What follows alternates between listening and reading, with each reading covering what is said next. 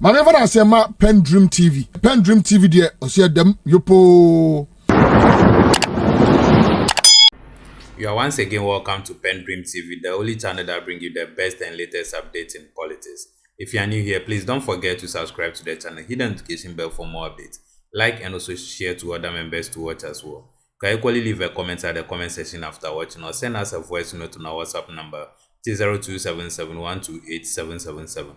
Thank you. I want you to join me listening to a UK-based auditor on how he compared Nana Akufo-Addo's government on managing the economy to Mahama's regime, and also refused to some fake news circulating that he is paying for position or lobbying with money in Mahama's government.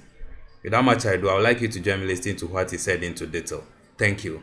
Which I think that is not the right way to go. So I fully continue to fight for my members to allow their capacities and their talent to be deployed by President Mahama for the betterment of our country. But I don't think that going down this route is the right approach. I would encourage journalists who want to talk on this, make sure you are getting your facts right to begin with by talking to the chapter. We have official sources. We have a newsletter. We have our interviews on this very August media house here where we have put out facts. Don't embellish facts. Don't twist facts. Don't misrepresent, And but for God's sake, when we want to put these things out, we should ask ourselves, how is that helping our government? It is the right of every NDC member, including the NDC UK and Ireland members, who have toiled very hard. Yes, and I'm confident in that contract, if you like, social contract that was established between ourselves and our superiors in Ghana, that once you contribute, you will be recognized. I know the recognition will come. But this is too premature, and it's frankly not helpful. And I want to disassociate myself and the chapter entirely from it. I would wish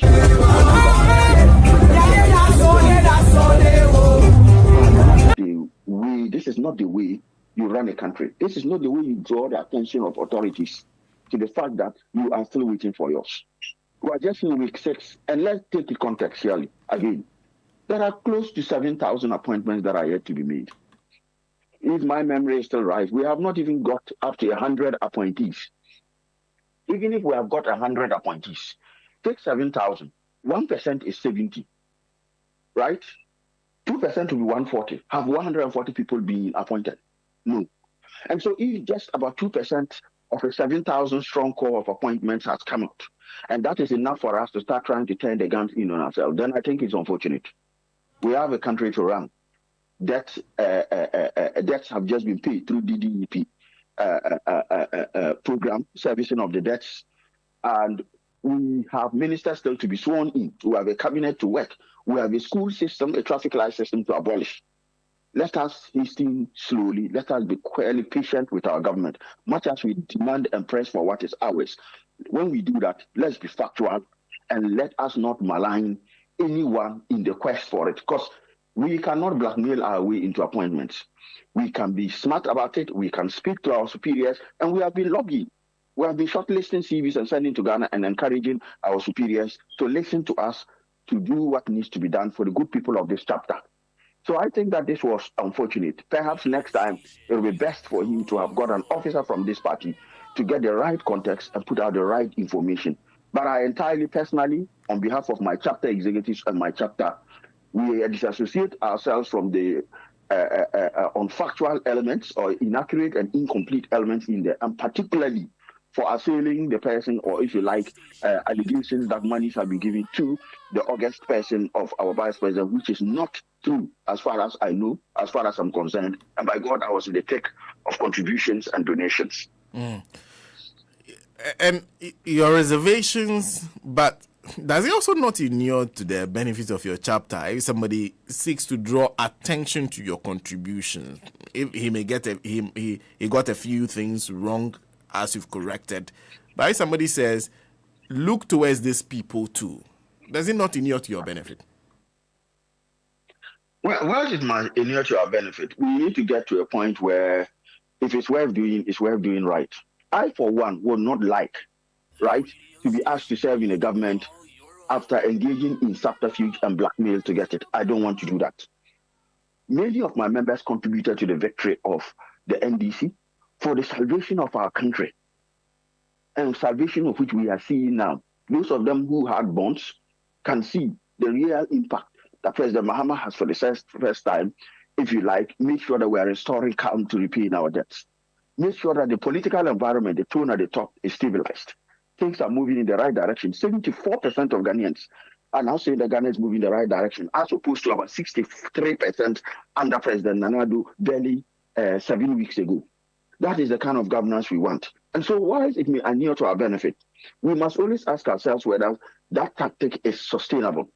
One of the reasons that I get upset by some of these things is, look, Senator, you would recall that in 2023, when I was campaigning as chairman for to be a chairman of the UK Radar chapter, there was a point in time when, unfortunately, this same media house had to discuss certain stories that were planted in the then Hawk newspaper about my person alleging that I was a Dangote and I was bribing every single Greek official in Ghana, just for the purpose of becoming a chairman for a constituency, effectively the UK Island chapter being a constituency. It was really destabilizing, unsettling for me. I had many of my family members and friends who do know me not to be that kind of person, were really upset. And a number called on me to consider not going forward with this policy if it's the way it's going to go. So when I have experienced that kind of misinformation, I do not want any other politician to suffer it. That is not the way to go. Advocacy can be done in a better way. And I don't blame him. Perhaps whoever gave him the source, whoever gave him that information is a rogue, I must say. The information that was given was not sanctioned by this chapter. We did not ask him to go and advocate on our behalf, not that we need people to be sanctioned by us to advocate on our behalf. But if you have to do it in a manner. Imagine all the other chapters and every other Ghanaian who contributed went on the airwaves in a similar manner, listening that I gave as soon as you say this, I gave as soon as you say that. Especially when what you said you've given is not true. You can imagine the damage that you are going to be causing to the institutional structures and our own leaders, if you like, integrity and person. That is not the way we want to be lobbied for. That is not the way we want our members to receive opportunities to serve in this government. Remember, it is the president's prerogative to appoint. It is not, I would say, something that we say by all means. Yes, we may have earned it by contributing and fighting shoulder to shoulder in the trenches for power. But it's the president's prerogative to choose who to select, when and how. And so I do not disagree that whatever they may have done may potentially in your benefits. But if I were an appointing authority, you cannot hold a gun to my head to appoint. That is wrong. And as leaders, we must do better. We must know better. We don't want to do the things the NPP did. After all, running an economy down, misusing COVID funds, and you're to the benefit of NPP people. But where did it end the entire country? As President Mahama said, a very criminally managed economy. We do not want to go into that space where everybody goes to do demonstration for appointments. I trust in the judgment of President Mahama. I trust in the judgment of our new government. We know that at the right time they'll do the right thing by the good people of not just the UK, but the other countries in the diaspora. And of course, Ghanaians that are in Ghana.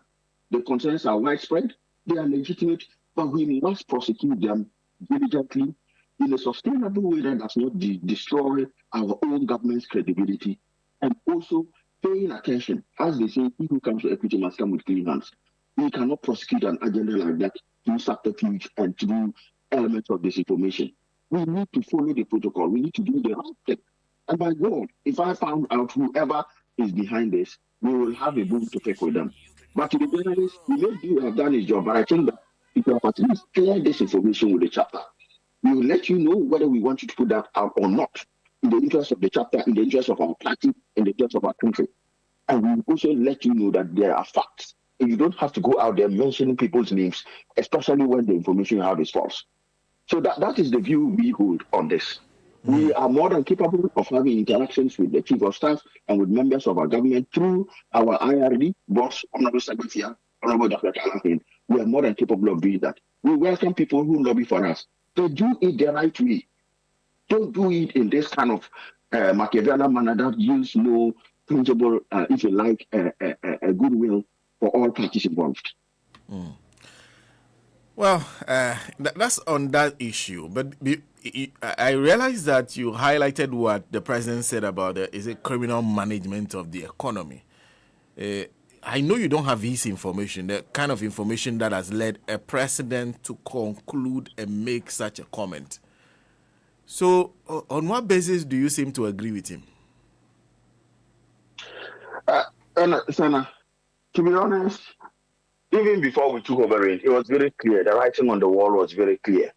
The way our economy was being managed, the way our debt was being managed, the way people, Foriata and Essential were taking the axe to our economic tree of life, if I may use that analogy.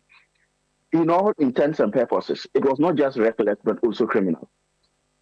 When you have people sign a contract, take an example, the ambulance contract. You sign a contract and you purchase ambulances for $140 million, and then sign another contract for close to $170 million for parts and servicing of those same ambulances. Who on earth goes to buy a vehicle for 140,000 Ghana, to use an example, and then buy spare parts and servicing totally 170,000 Ghana for the same vehicle? After all, is the vehicle not made of the various spares? How does that make sense? And then proceed to immediately make payment out of that. $170 million, that's a lot of money. And to contextualize the fact that the amount that was left in our debt service reserve account was a paltry $64,000. Compare $64,000 to $170 million that was approved on the same day and paid out into the accounts of the husband of the former president, Nana Akufo-Addo's daughter. Imagine that. If that is not criminal, what is it? It is not reckless. It is not accidental. It is not incompetent. It is a criminally minded enterprise. And taking out $70 million from our public purse, multiply that by 15 and see where we are. Just 100 alone will be about 1.5 billion Ghana cedis. So you are looking at somebody receiving close to 3 billion Ghana cedis just for being the husband of the daughter of the president through such criminal enterprise. That's just one small example. Imagine the impact of that on our debt. The same government that is able to give this amount of money to the daughter of the president, the president's daughter's husband. Of course, we know who is involved in this. Those two guys left the country right after the election. It's the same government that leaves a paltry $64,000 in the debt service account of the whole country to service debts. That's the amount they left there. That is the amount they left there. And President Obama had to top it up to 6 billion Ghana cedis for the purpose of these recent payments. So this is just one example. And there are many we can keep citing. You remember I was on your station just after election and I told you that by the time all the chips are down and we've counted them and taken stock, our debt will rise from more than the 765 billion we had as of about Q3 to almost a trillion Ghana cedis in debt. Now we're taking stock of it and we're seeing the rot that was left there. President Obama is not like one of these MPP guys who would have come out and detailed it all in the press. But of course, he has given us a hint. And many are not surprised. That's the fact. There's nobody who is following the economic happenings in Ghana that is surprised by those utterances. So that is the reason I agree 100% with that sentiment. I see. Well, my guest in studio is here.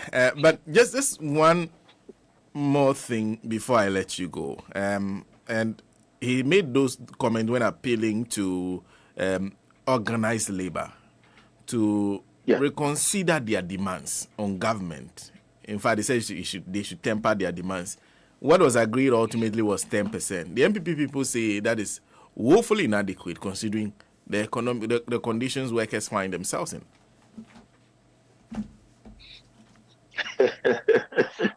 See, the MPP never ceases to amaze us. That statement comes together with Bawumia's recent statement about people he claimed employed being dismissed that should not be dismissed. A situation where somebody did not apply and you just went and collected people, your party full soldiers after losing an election and dumped them on the public purse without going through application, shortlisting, interview, and so on and so forth. And when that due process not being followed is now being asked to be followed and people are asked to reapply, in other words, we make sure there's fairness, you come and complain. You are saying that people are in economic distress at this stage and therefore they deserve more than 10%. Now, who caused them? Who caused the economic mess here that the people are going in? And if you are the one who just created this gargantuan economic mess that the people are suffering in, And you are coming to sit here and say, because I created a mess in which the people are in now, don't take any steps to fix it. Do they not know that by capping the rates at 10%, we are trying to stem inflation? Because after all, inflation is what too much money chasing too few goods. We need to get Ghana working again, increase productivity, and making sure people are being paid for what they do, the work that they do, so that we can match that and start bringing price inflation downwards, which will be better for all Ghanaians. And this is what President Mahama said. Bear with us. We are all in tough economic times.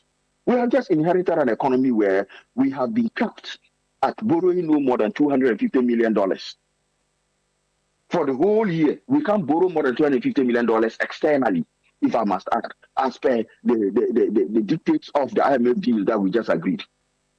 Our cocoa proceeds has collapsed by more than 25%, which is 4.5% a decrease in our cocoa proceeds.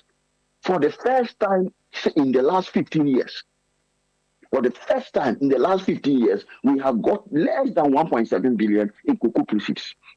The IMF has declared to us, we need to restructure and revamp the cocoa sector. That is effectively almost dead. We have a lot of debts. Gas from Nigeria, we have not been able to pay. They are threatening to cut it off. We have to secure emergency fuel to keep the lights on. This is the gargantuan mess these guys have left us.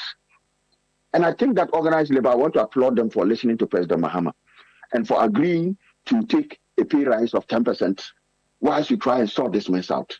And I accept and agree with what President Mahama said. Agree to this and let us work together to resurrect this economy that has been put into coma. Once the economic proceeds come and things are stabilized, inflation comes down, and the fruits are there, we will share them equitably with labor as well. But for now, everybody tighten their belts. That is why President Mahama is running a slim down government.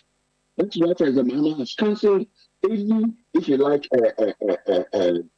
a glamorous celebration of a seat match that would have come with millions of Ghana cedis, which he has cut back. That is why President Mahama is being prudent about our debt, our finances, and at the same time have directed that all government institutions should avoid any capital expenditure in their projects that would have been financed from outside. These things President Mahama is doing to stabilize the ship, stabilize the economy, whilst we're able to prioritize paying our debt so that our credibility comes back up and it allows us to engage meaningfully with debt to be able to grow the country. So I think that people should keep quiet. As I said the last week, we should just keep quiet and let good governance unfold, what good governance play out. Chairman, thank you very much for speaking to us. You're welcome, my brother. Have a good day. You too. Thank you for staying tuned. PENDREAM TV really appreciates your time on the channel. And once again, says God bless you for the good work you are doing for us. And to our new members, we urge you to share the link to all platforms that you belong to, and also subscribe to the channel. Hit the notification bell, turn it to all posts so that you'll be notified daily of anything that will be loaded onto the channel. This is the best place to watch or listen to any political gist. Please subscribe. Thank you. Dedi kama mamena PENDREAM TV ase. Na so far so good. Say open online portal e wo Ghana. Nipa share, nipa follow, nipa comment here. To my best of knowledge, without any biases, PENDREAM TV.